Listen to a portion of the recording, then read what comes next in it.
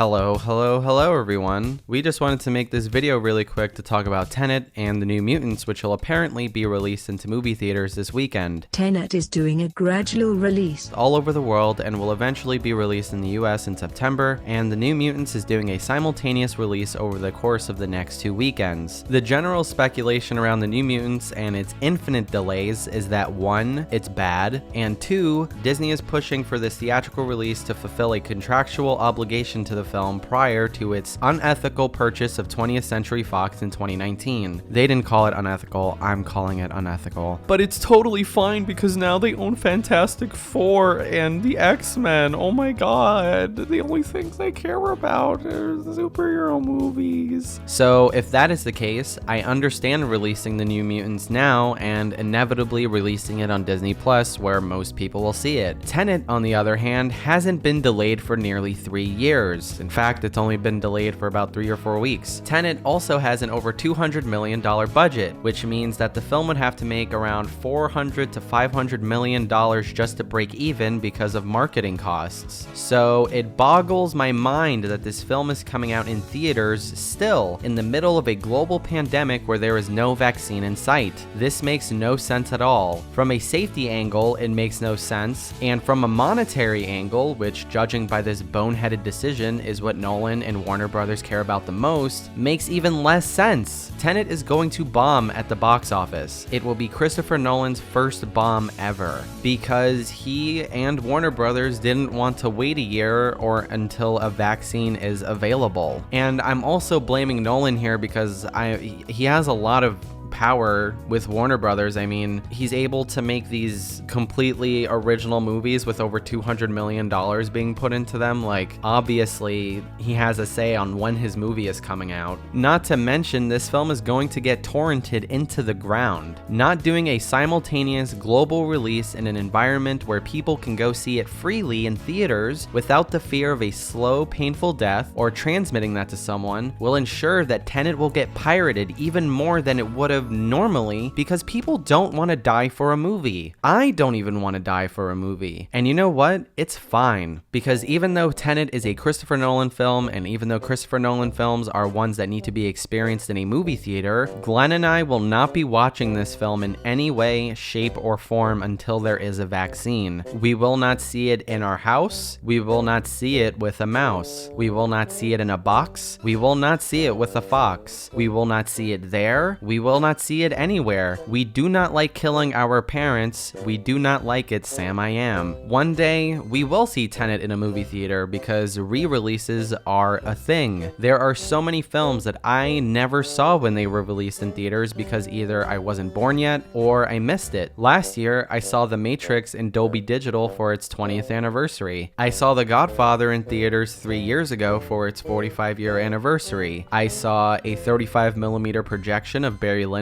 about 2 years ago. I saw The Lion King in theaters a couple of years ago. I saw The Iron Giant in theaters back in 2015, if I remember correctly. I've seen Solaris, Stalker, Holy Motors, Perfect Blue, Y Tu Mama Tambien, Mother, which I saw in its initial release, but I saw it again in theaters a couple of months before lockdown because Darren Aronofsky was going to be there. And of course I wasn't going to miss that. I mean, hello? That's my dude. And one of my most cherished movie watching experiences was when I got to see 2001: A Space Odyssey in 70mm IMAX for its 50-year anniversary. An event that if I missed it will probably be available again sometime in the future because anniversary screenings make money actually. This also applies to Christopher Nolan films. That same week of the 2001 screening I went to, there was also a 70mm IMAX screening of The Dark Knight, which was honestly incredible, and I'm glad I went. It was like watching the film for the first time, and I had heard people talk about their Dark Knight IMAX experiences, and I felt left out because I never had that, but because of anniversary screenings and just regular screenings because this was an August re-release and not a July re-release, I got to experience that. And besides the morons who were sitting everything around me, I had an amazing time. It was the first time The Dark Knight made me cry, and I've seen it at least 20 or 30 times. Also, besides the opening weekend in November 2014, I've seen Interstellar in theaters on 2 or 3 separate occasions. I saw it on my birthday the year after, and I most recently saw it in February of this year, and I had an awful time because people are morons. Now that I'm thinking about it, I don't want theaters to come back. I've had so many great movie watching experiences for the last 5 months because I haven't had to deal with anyone. Maybe theaters should never exist. Maybe this is a good thing. Yeah.